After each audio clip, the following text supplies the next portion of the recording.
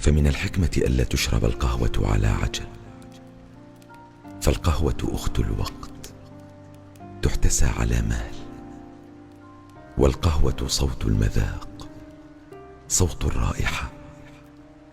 القهوة تأمل وتغلغل في النفس وفي الذكريات، فمع كل رشفة من قهوتي أشعر بها وهي تسري في عروقي وتنشر الرائحة في جسدي.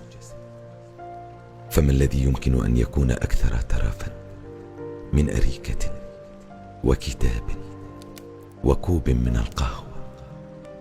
وأي شعور أجمل من تلك اللحظة التي يتحول فيها ترف صغير إلى ضرورة تشعرك بأناقة اليوم.